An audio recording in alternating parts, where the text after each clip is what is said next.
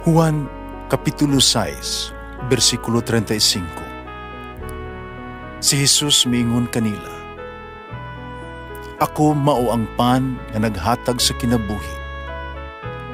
Ang muari kanako dili nagayod gutomon, ug ang mutuo kanako dili nagayod uhawon."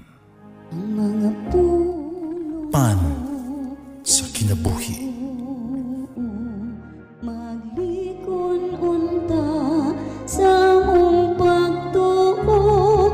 Gagakakabi sa pagtuman sa imong mahal nga kasuguan.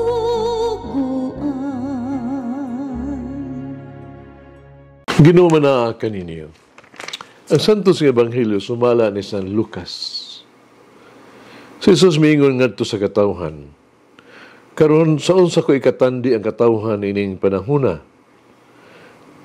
Sa unsa sila mahisama? Sama sila sa kabataan nga nagyampungad sa merkado. Ang usa ka pundok musinggit ngadto sa laing pundok. Kitugtog na namo ang huni sa kasal apan wala kamo musayaw. Giawit namo ang alawiton sa paglubong apan wala kamo magminatay. Miyani si Juan, magubunyag, nagpuasa siya, wala mo inom og bino, apan kamo miingon giyawaan siya. Miyani ang anak sa tao, ug siya mikaon ug miinom, apan kamo miingon tanawa, kining tawhana, ulit ug palainom siya. Higala sa mga kubador sa buhis ug sa mga kasala. Apan bisa pa niini, ang kaalam sa Dios giila na tinuod sa tanan nga midawat niini. Ebanghelyo sa Ginoo.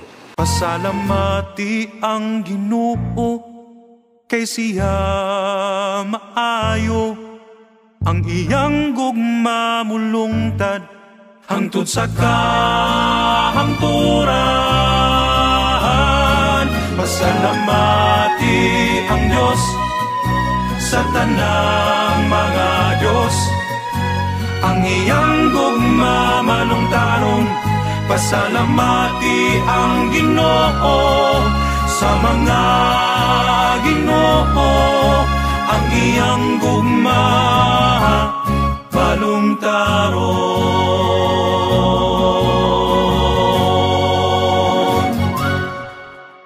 Ang Ebanghelyo karong adlaw naghulagway sa tuang makinaiya ba sa tuang relasyon ngadto sa Dios.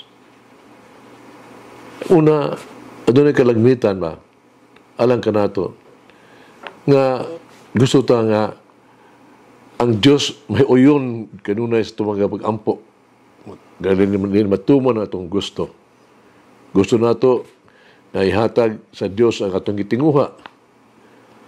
Atong himuon nga ang Dios magpahiyon sa tuang mga panginahanglan o sa tuang mga pagbati. Gusto nato ang Ginoo may mo adjust ka nato. O dili kini angay untang mahitabo. Kita kinahanglan magsunod, no? Atong dalan o sa tuang kamabuton ngadto sa Dios. Kita kinahanglan magpihaangay sa Dios. Kita kinahanglan magbag-o o kinahanglan mapahiyon kita sa tugo sa Dios. Ikaduha, adunay kalagmitan alang kanato sa pagsulay sa pamangagi ba sa paglikay sa mensahe sa Dios. Sa mangita kita og mga pasangil haron mahigawas, no? Dili ta makatuman sa itong kaugalingon gikan sa pagtugyan sa itong kaugalingon ngadto sa Ginoo. Mao nga atong ibaliwala nato ang Dios ang iyang tawag alang kanato. Kita mahimutang mapilion sa iyang mga sugo. Pili lang nato kung unsay gusto nato madungog, bahin kaniya, nagikan kaniya, ug unsay atong gusto natong tumanon. Tiliwala sa iyang mga sugo. Dili kinaangay nga mahitabo. Gusto sa Dios ang atong kinatibuk ang Dios og hingpit na pagsalig. Ang Dios kinahanglan sa tuang walay kondisyon og walay pagduha nga kooperasyon. Dili magpili-pili. Ang Dios nagtinguha sa itong sincero nga pagkakabig nga walay pagduha-duha. Unsa man ang atong tubag, response. Sa Ebanghelyo karong adlaw, nahisgot sa pagkadili sincero sa mga tao ni ining kaliwatana. No? Wala sila ibisan unsang matinuoron nga tawag ito pagsalig. Wala sila magpakita og sincero nga pagtinabangay. Ang ilang gihimo mao ang pagka-kritikal, pagka-reklamador, no? O usay tandianay. Sila dili makauyon. Busa nakita ni Jesus nga sila milihok sa mga bata ba nga dili mo sayaw sa dihang ang flauta gitugtog dili sa muhilak sa diha nga usa ka awit sa mabangutan. Ilang gi-question ang pamaagi ni Juan Bautista. Kritikal sila kayo sa binuhatan ni Jesus. Jesus din naghagit kanila kanato sad nga mahimong maalamon og mga sumusunod nga hingpit nga mutuo kaniya og hingpit nga itugyan ang ato ang kagulingon ngadto kaniya. Tugulanong kini sa kaaysop, no? Dito sa kaadlaw ni Ana, dito sa daplin sa dalan, paingon sa Atenas. Usa ka magpapanaw, traveler ba, nangutana siya. No? Unsang nga to sa magialamon, unsang mata nga sa mga tao, nagpuyo sa Atenas. Itubag siya sa magialamon nga tao sa pag-ingon. Nangutana sa siya, ang iya pangutana gitubag sa pangutana.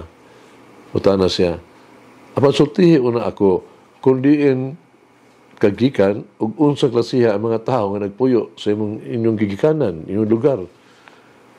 O ang traveler mitubag, ako gikan ko sa Argos. Ang mga tao dito, magalilisan kayo, malisod, sa Barbado, Samok. Ang tigula mong ialamon, maingon, sultihan ko ikaw, nga makita nimo sa Atenas sama sa imuhang nakita sa Argos. Sunod human niya, ini diyan sila ang magpapanaw. Napakisayo sa gihapon, no? Nangutana sa mga alamon. Nangutana siya, ningon siya, unsa man klasiha gihapon, patasan sa mga tao nga nagpuyo diha sa Argos. Mitubag siya, usab og laing pangutana.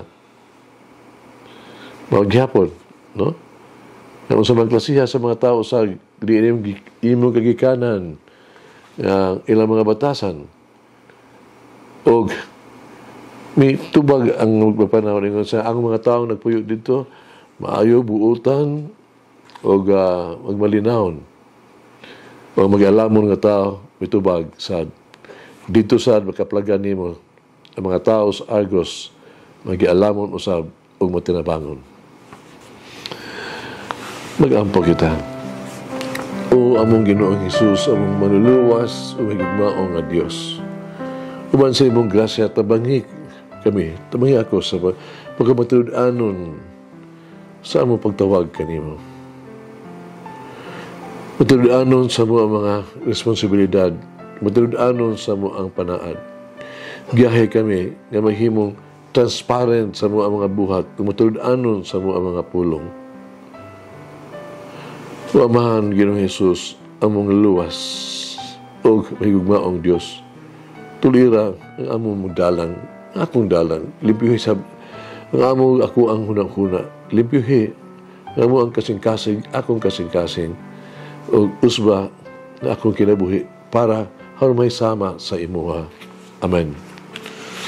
O Mary, guide me to be a friend to all, matter what kind of life they may lead. Palangin ang Diyos magagahom sa tanan, Amahan, Anak, Espiritu Santo. Amen. May the Lord of the divine mercy Bless us all. Heal us from all diseases and suffering. Ayun unta niya kita. Tanang mga sakit na to lawas. O sa kalag, body and soul. In the name of the Father, the Son, and of the Holy Spirit. Jesus, I trust in you. Amen. Whoever eats the bread of life will never hunger, says the Lord. Kay galaan inyong nabati ang pagpaambit ug hamubong pamalandong sa pulong sa Dios pinaagi sa tulumanon. Pan sa kinabuhi nga gidumala ni Monsignor Daddy Silva. Hangtod na usab sa sunod higayon, daghang salamat.